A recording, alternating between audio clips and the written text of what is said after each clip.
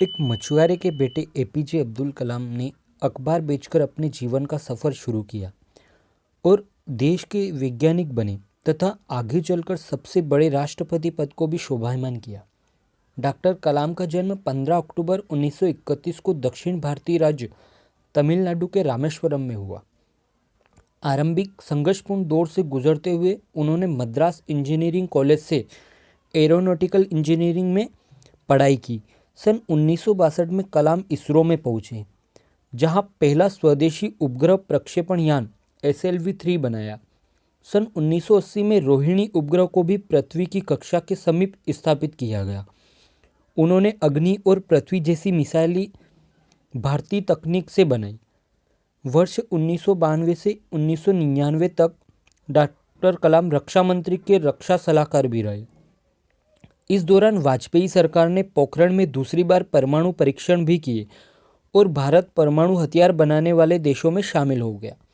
सन 1982 में कलाम DRDL defence research development laboratory के director बनाए गए। वहाँ स्वदेशी मिसाइलें के विकास के दौर में सबसे पहले सितंबर 1985 में त्रिशूल, फिर फरवरी 1988 में पृथ्वी और मई 1989 में अग्नि का परीक्षण किया गया। इसके बाद सन 1998 में रूस के साथ मिलकर भारत ने सुपरसोनिक क्रूज मिसाइल ब्रह्मोस बनाई गई। ब्रह्मोस धरती, आकाश और समुद्र कहीं भी दागी जा सकती है। इस सफलता के साथ कलाम को मिसाइल मैन के रूप में प्रसिद्धि मिली और सन 1981 में भारत सरकार ने उन्हें देश के सर्वोच्च नागरिक सम्मान पद्म भूषण, फिर 1990 में पद्म विभूषण और 1997 में भारत रत्न प्रदान किया। 27 जुलाई 2015 को भारत के इस महान सपूत का हृदयघात से शिलोंग में निधन हो गया।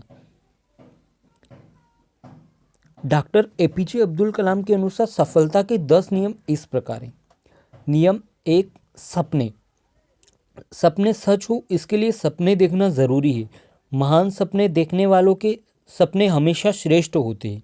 मैं यह विश्वास करता हूँ कि अपने चुनावों के लिए हम पूरी तरह से जिम्मेदार हैं और हमें जीवन भर अपने हर कार्य, शब्द एवं विचार के परिणाम को स्वीकार करना चाहिए।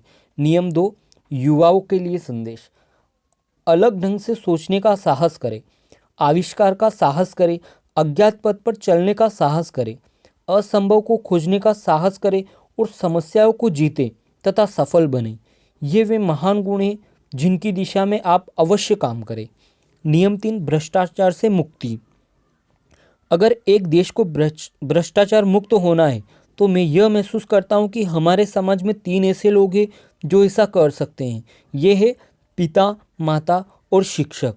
नियम 4, मुश्किलों का सामना। मनुष्य को मुश्किलों का सामना करना ज़रूरी है क्योंकि सफलता के लिए यह ज़रूरी है।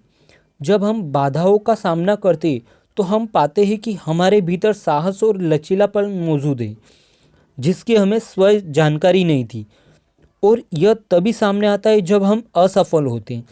ज़रूरत है कि हम इन्हें तलाशें और जीवन में सफल बने। नियम 5, काम में लगे रहें। अपनी पहली सफलता के बाद आराम न करें, क्योंकि अगर आप दूसरे प्रयास में असफल हो जाएंगे तो सब यही कहेंगे पहली सफलता आपको भाग्य से मिली थी। नियम 6, निडरता और शक्ति। जब तक भारत विश्व की बराबरी में खड़ा नहीं होगा तब तक कोई हमारा सम्मान नहीं करेगा।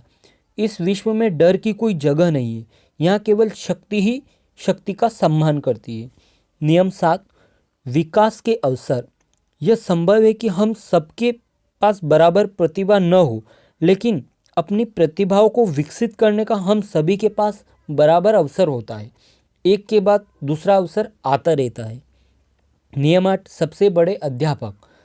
जिंदगी और समय विश्व के 2 सबसे बड़े अध्यापक हैं। जिंदगी हमें समय का सही उपयोग करना सिखाती है, जबकि समय हमें जिंदगी की उपयोगिता बताता है। नियम 9, पूरे मन से काम करें।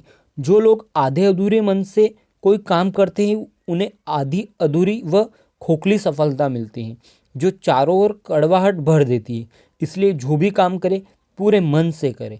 नियम 10, मुश्किलों का सामना।